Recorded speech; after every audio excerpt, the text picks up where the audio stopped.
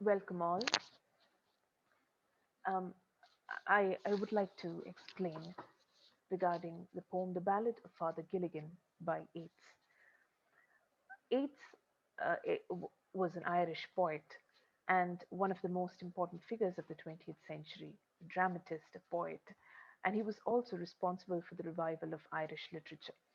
And he received the Nobel Prize in Literature in the year 1923. And he is a poet who is very much fascinated with Irish legends. And when we come to his religious beliefs, he was a person who was very much interested in pursuing mysticism because mysticism, in a way, influenced him. It was sort of like um, it was a form of an imaginative life removed from the mundane world. So when we come on to what is mysticism, it speaks of consciousness of God's presence. So it doesn't belong to any religious stream, but it's sort of like experiencing the third dimension, the absolute God. And W.B. Yeats was a poet who made use of mysticism in his poems, especially in this poem, The Ballad of Father Gilligan. We find that Yeats speaks in very layman terms or very simple terms about, he narrates the story of Father Gilligan in a very simple manner, but involves a lot of mysticism and the omnipresence of God in everybody's life.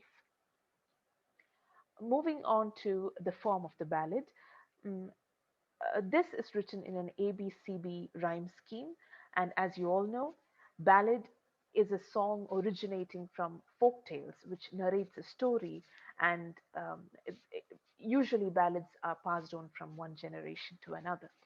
Here, this is the story of an old priest named Father Gilligan, who is very much troubled because his congregation or the people belonging to his church are all dying. Um, so evidently it's because of a plague or so, but W.B. Yeats, he does not specify why the people are dying um, on a fast rate. But as readers, we understand it might be a plague that has affected that area. And the priest, who is already physically weak, he's old, um, and he sort of finds that his faith is wavering. We could say why, because God has sent him, or his service is to serve people. But now he cannot do that because physically he's weak and mentally he's being tortured day after day because he has to go to bereaved family members when they have their loved ones lying dead before them, and he has to console them, and he has to go to places where people are dying. So his congregation is dwindling, it's diminishing each day, and he does not really know why God is doing this, but he has no right to ask God why.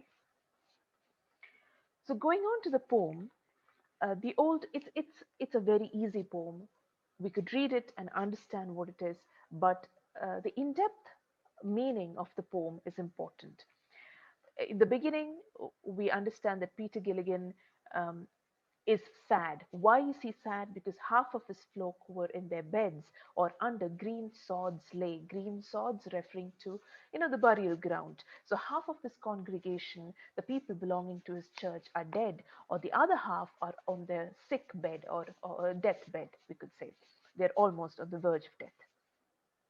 So one day, when he was on his chair, on the moth hour of the eve, late in the evening, another poor man who was very weak and about to face death, he calls Father Gilligan because he really wants the presence of Father next to him when he passes away to the afterlife, we could say. So he wanted the presence of Father Gilligan and his prayers to console him. And we could see in the third stanza, Father Gilligan is crying out to God and saying, I have no rest, I have no joy, I have no peace because physically I'm weak. I'm just tired of going around and uh, working so hard. And mentally, I'm not getting any joy, no happiness because whatever I do, my people are dying. And I cannot save them, I cannot help them in any possible way.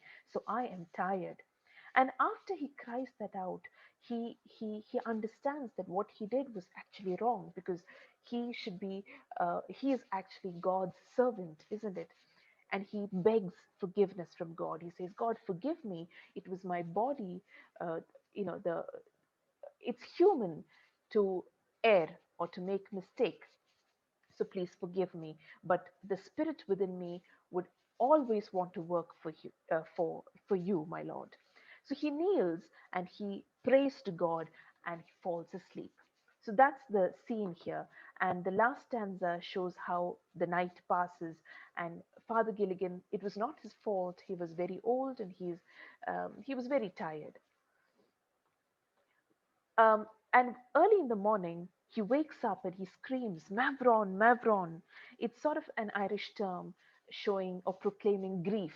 So um, he's very, very sad that he slept off. And he says, my God, the man has died while I was sleeping on the chair. And he rushes. He throws away the fear of physically harming himself, and he rides the horse in a very fast pace, and he reaches the house of the man um, who had called him during his last moments. And the wife of the man opens the door and says to Father Gilligan, surprised, that Father, you came again. He died an hour ago. He was so happy that you were there, and uh, uh, he has passed away with a smile on his face. He's so happy. So Father Gilligan was surprised. Um, he who hath made the night of stars for souls who tire and bleed, said one of his great angels down to help me in my need. These two stanzas is where mysticism actually works, because when the wife of the man says, Father, you were here just a while ago. Why do you return? Because your presence was very much valuable for my husband. And that's when Gilligan understands, or Father Gilligan understands, that God had taken care of that situation.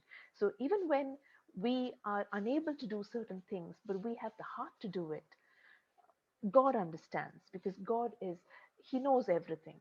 He knows us better than anyone could ever know. And that's what the last stanza says. He who is wrapped in purple robes, purple is the color of royalty.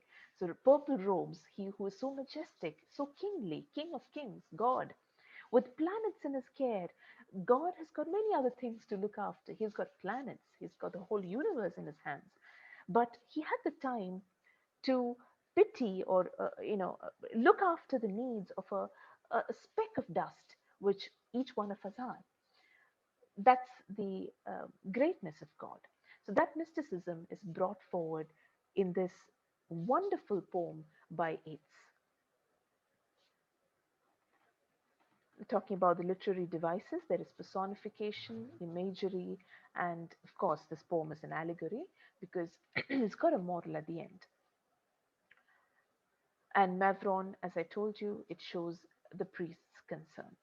I hope you've understood the poem and understood the mysticism underlying this seemingly very simple poem. Thank you.